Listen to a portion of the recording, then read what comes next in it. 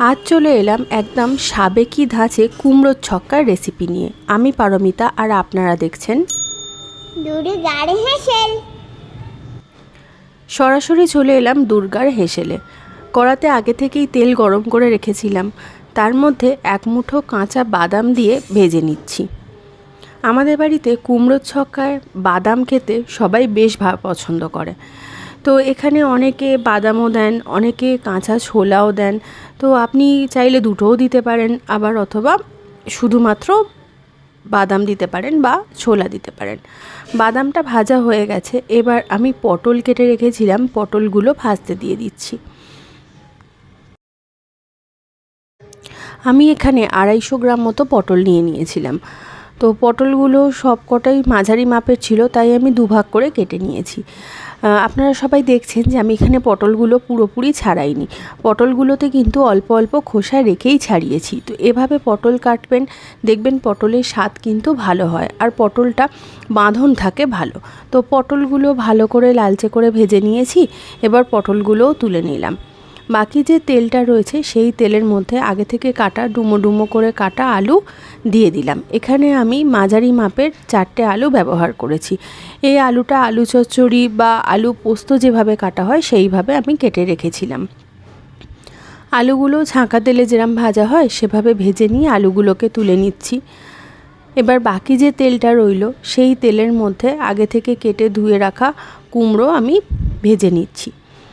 তো এখানে আমি প্রায় 1 কিলোর কাছাকাছি কুমড়ো ব্যবহার করেছি। কুমড়োর সাইজটা কিন্তু বেশ বড় করে কেটে রেখেছিলাম।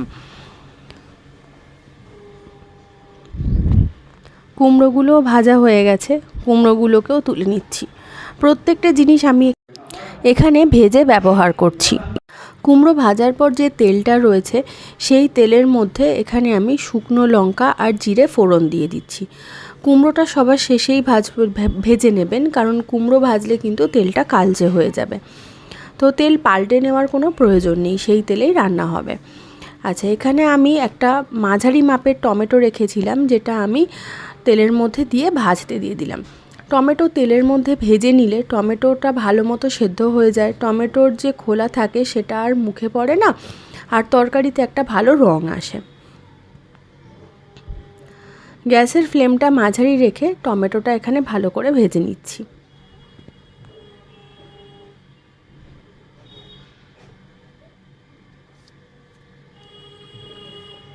টমেটো ভাজা হয়েই গেছে, এই সময় এখানে 2 চামচ মতো আদা অ্যাড করে দিচ্ছি।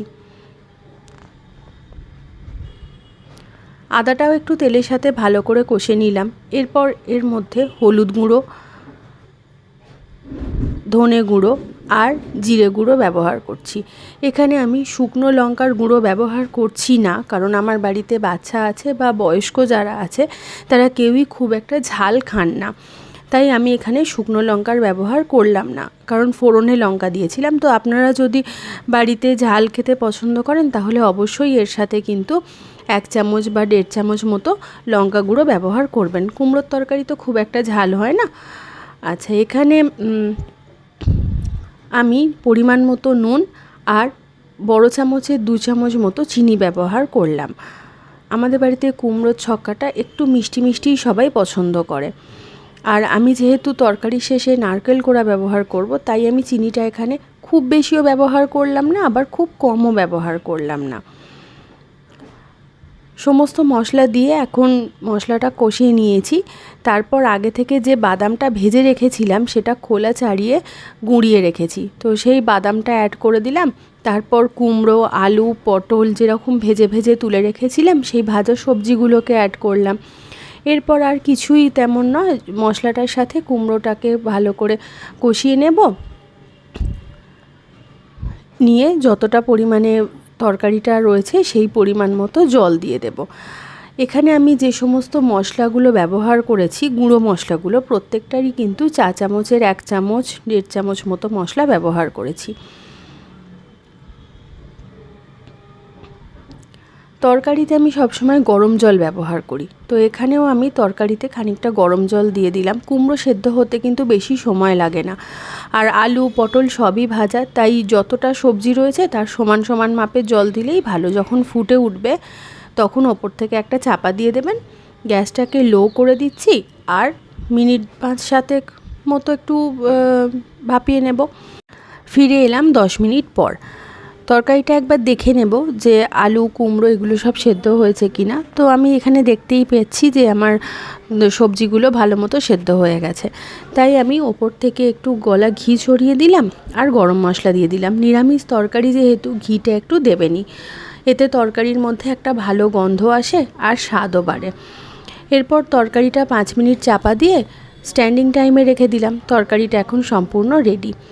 এরপর যে সার্ভিং বলে আপনি সার্ভ করবেন তাতে তরকারিটা ঢেলে নেবেন। আমি এখানে যে থালাটার মধ্যে সবজিগুলো ভেজে রেখেছিলাম, যেহেতু সেই থালাতে অল্প তেল তেল হয়েই আছে, আমি সেই থালার মধ্যেই কুমড়োর তরকারিটাকে ভালো করে ছড়িয়ে নিচ্ছি।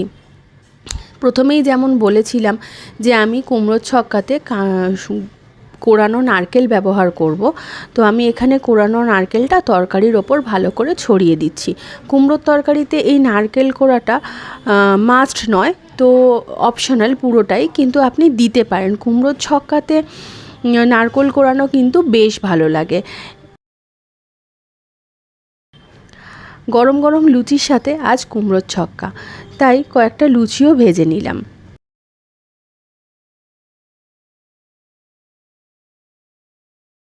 রবিবার সকাল হোক বা যে কোনো নিরামিষ দিন, সামনেই পুজো আসছে, ষষ্ঠী অষ্টমী করে কত উপোস। একদিন বানিয়ে দেখুন না আমার পদ্ধতিতে কুমড়োর ছক্কা, কেমন লাগে আমাকে কিন্তু অবশ্যই জানাবেন। রেসিপিটা নোট করে রাখবেন। তো গরম গরম ফুলকো ফুলকো লুচি ভাজা প্রায় রেডি। চলে এলাম ব্রেকফাস্টের টেবিলে। মঙ্গলবার নিরামিষের দিনে কুমড়োর ছক্কা আর লুচি দিয়ে ব্রেকফাস্ট সারলাম। আমার রেসিপি কেমন লাগলো অবশ্যই জানাবেন। আমার রান্নাগুলো ভালো লেগে থাকলে লাইক করে সাবস্ক্রাইব করে পাশে থাকবেন। বেল আইকন প্রেস করা কিন্তু মাস্ট। দেখা হবে পরের ভিডিওতে। ধন্যবাদ।